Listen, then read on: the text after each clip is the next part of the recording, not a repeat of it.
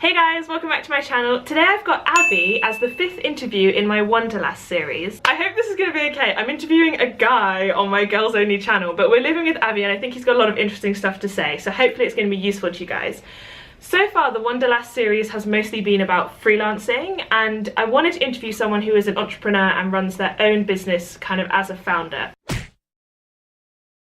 So a lot of entrepreneurs would say that education is not important, that you can start your own business without going to school. But I actually went to university. I did 3 degrees. In my first degree, I actually worked 2 full-time jobs. I was a personal trainer at a gym, and I also worked at a nightclub 4 nights a week. So I worked and I went to school, and I graduated from that degree and I went into teaching, and I actually didn't like it. I started taking my personal training business, sort of my one-to-one in-person personal training business, and I migrated that online. So I started working with more athletes because I was an athlete myself all through university. I powerlifted on the Canadian national powerlifting team. At that time, I actually had a lot of money because I didn't have any student debt because I worked full time. So I took some of that money and I actually invested it into a property, which I rented out. So a lot of stuff happening all at once. And then I sort of, while I was coaching, I realized that that was sort of my passion. So I went back to university and did a 3rd degree, which was a Master's of Science in Exercise Science. And when I left that degree, I was working full-time online, just doing sort of personal training. Probably about 30 hours a week. Okay, like personal really training. full-time. Yeah, and I had a lot of clients, and I was, I was quite well known in the industry of powerlifting and fitness. But I really wanted to start a business. I thought that was sort of something that I always wanted to do. But I had this house that I previously invested in, and I always wanted to start a business. So I actually sold the house, and I actually made a little bit of money from that sale, which was then allowed me to sort of pursue my business idea full time. As a platform for athletes to track and analyze their training, and so we're able to push back training data that allows them to understand what's working, what's not, and what to do next. I still today, online personal train. I coach powerlifters, and so that's still supplementing my income. And I enjoy it, like it's a passion of mine. So I still had like quite a long runway because I was still making income through other sources of revenue, which I think is important when you're starting a business, because you want to make sure that you're not able to think very critically about your business if you're always stressed about money. So I think having just multiple sources of income and knowing that you sort of have a backup plan, but you're being smart with how you sort of pursue the idea, and also knowing how much money that you have to live off of, and just doing all those smart calculations is important early on. I knew that I probably, even if I wasn't online coaching, I could probably last 1 year. So we had the idea, and I say we because I have a co-founder, which is important when you start a business. You want to sort of think about, who you want to work with and what sort of value they bring to the team, and what sort of expertise they have. And about January 2016, we sort of came up with the idea. We started making, prototypes of the idea, and we started developing the product in March 2016. We had an alpha product in May 2016. We launched a beta version in July 2016. So it was probably within 6 months we went from idea to having a functioning beta product. I think it was a very good timeline. In fact, when you compare stages of development with other startups, that was a pretty fast timeline in terms of getting a product out the door. So I would suggest that if you have some sort of idea that is a technology focus, that you might have an idea for an app or something like that, I would definitely plan for a full year, to think about the idea, to think about your personal life circumstances and how that fits into running a business, and if you're sort of emotionally ready and these sorts of things, finding a team. So my co-founder and I are not technical. We sort of have broad experience in business, and as well as in sort of finance, data science, and obviously my background in sports science.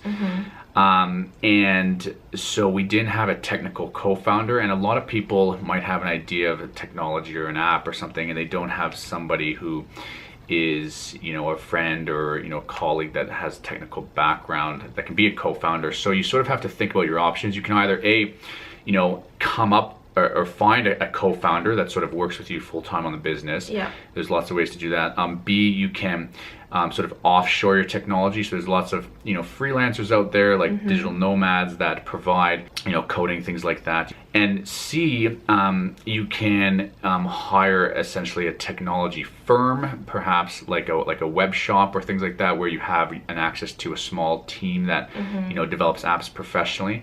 There's lots of other ways to develop technology as well, but those are sort of the three main ways. We contracted a small web shop in our home city. Since then, we've hired a developer and we've sort of brought somebody on our teams. Projects always take longer and more expensive than you think. Yeah. So we really did a lot of work personally to map out the idea before we actually went into, you know, negotiations with the web shop in terms of a budget. So we had very strong plans in terms of, okay, like here's what we want to accomplish, and here's sort of like our milestones, and we sort of did some wireframes of our product and our app, which normally, you know, you would do that in conjunction with a developer or a web designer, but we sort of did a lot of work beforehand before we actually went to, you know, somebody, and the way that we sort of worked out the contract is that, you know, they would take us through certain milestones at a certain fee, regardless of how many hours that took. Ideas always change throughout, like the first initial phase. All, you know, once you launch, ideas change, and, you know, the product changes. And so I think it's really important that when you start any sort of technology company, that you really think about the must-haves. You're solving some sort of problem out there for a particular user. Get rid of all the fluff and the nice-to-haves. You might get so wrapped up in the idea of your product that you're like, oh, this feature is so cool. I want this feature. It's like going to be the coolest thing. But you sort of have to put your own like thoughts about it aside and just really focus on, you know, what are the must-haves for the user?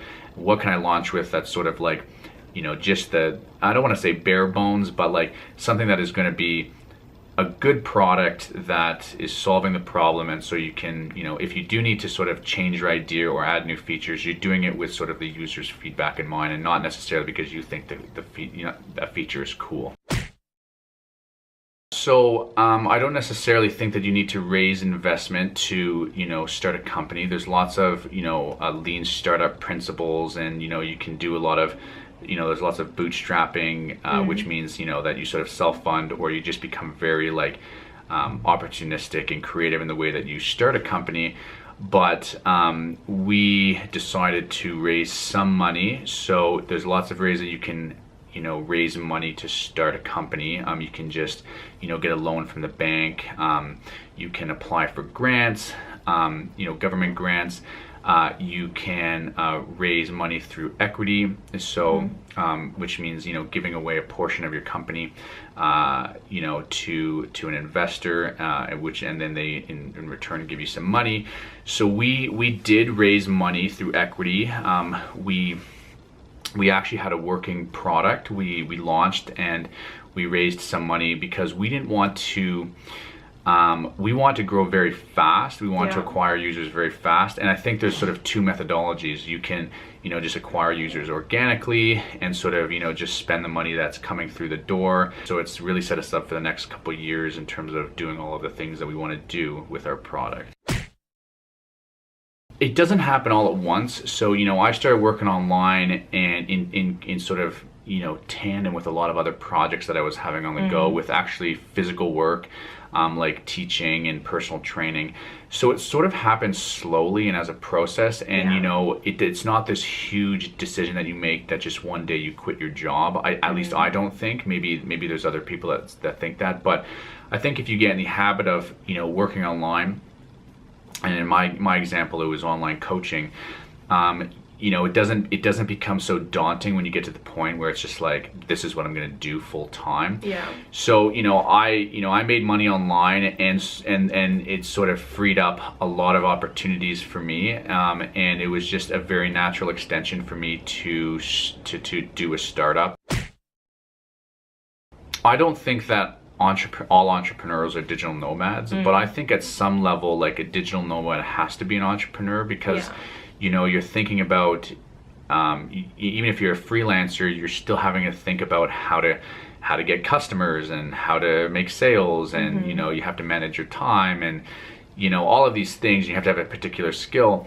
So I think it's very similar. I don't see it as very, very different. The thing with a startup, though, is that a startup is something that is scalable. So, you know, your time is not necessarily scalable. So if you're a freelancer, you're only going to be able to take, you know, X number of clients that will get you to 40, 50, or 60 hours a week. And then you're just simply not going to have any more time to do anything more. It's not like passive income. You could take your freelance work and think about how to make it more scalable. I think like, you know, if you started to, you know, hire people to, you know, work on, you know, as a team, or to, you know, create a technology that supports your freelancing or something like that, can be a very natural segue into taking what you already do and starting something that is more scalable, where it's not so time-based. I think you have to look at what your background expertise is.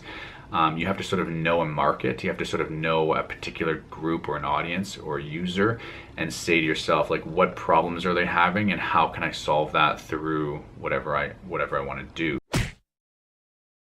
There's definitely highs and lows, and so you sort of have to, you know, it's always good to do it with somebody. Like I said, I had a co-founder, and you meet other entrepreneurs like Louise, who, you know, just sort of keep you sane, and you sort of be able to just, you know, think about, you know, your project by talking about their project and what they're doing. And so it can definitely be like a lonely journey if you don't sort of get hooked into a community, because it's not like you're going to work every day. It's sort of a shift in perspective, in that, like, most people get to Friday and they're like, yes, the weekend. But, you know, sometimes I get to Friday and I'm like, man, I wish it was Wednesday, because I need to just do more work. So you're very passionate about your work and what you do, and you have this very high level of satisfaction about the physical work that you do, which is amazing. But it, you know, you sort of have to fall in love with what you do, and just believe in what you're doing. And it's not for everybody, because it is so hard emotionally. You have to be sort of very emotionally strong and ready to take that jump into starting a business for yourself. Thank you so much for coming on the channel. That was really, really interesting. Maybe we'll have a few more guys in future. We'll see what everyone thinks in the comments about the first man on this channel. This is awesome. I'm so pumped. Okay. But yeah, thank you so much for watching, guys. Don't forget to subscribe, and I'll see you on the next video on Tuesday. Bye.